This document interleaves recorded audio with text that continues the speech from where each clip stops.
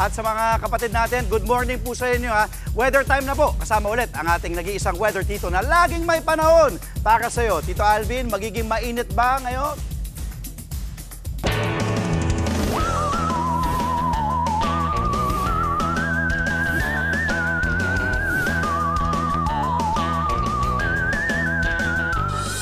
Happy birthday, Kuya Andre, at good morning mga kapatid. Weather update po muli tayo. Tuluyan nang nalusaw yung low pressure area sa labas ng ating Philippine Area of Responsibility.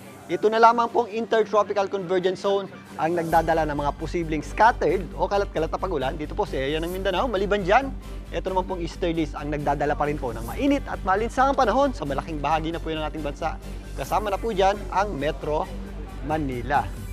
Sa mga lalabas pa lamang ng bahay dito sa Metro Manila, relatively maliwalas pa rin po ang ating panahon at mainit pa rin po sa tanghali. Pagsapit ng hapon, tumataas ng bahagya yung ating tsansa ng pag-ulan at nagiging maulap po yung ating panahon. Kaya sa mga lalabas nga ng bahay at papasok pa lang sa opisina at trabaho, ugaliin po ang pagdadala ng payong. Dahil mayroon tayong mga posibleng localized o mga isolated na pag-ulan tuwing sumasapit po ang hapon at gabi. Relatively maliwalas naman ang panahon natin sa malaking bahagi ng Cebu.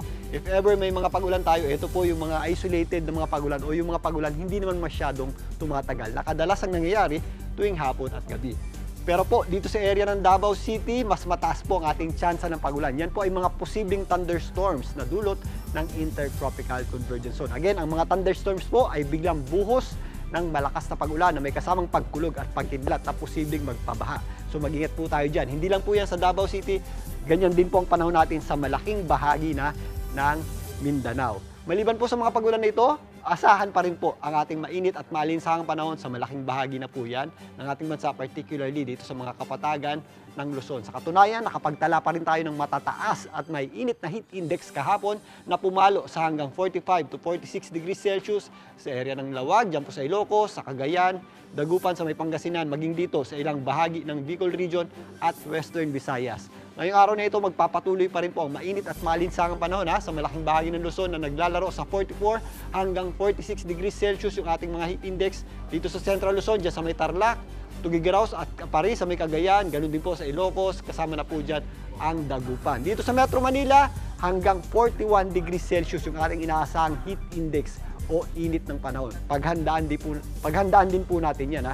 Pero again, hanggang huling bahagi ng Mayo at unang bahagi ng Hunyo, mapapadalas na po yung ating mga posibleng thunderstorms, lalong-lalo na sa hapon at gabi. Dahil yan sa pag-shift ng ating wind system o pagpasok o pagsisimula ng ating habagat or southwest monsoon.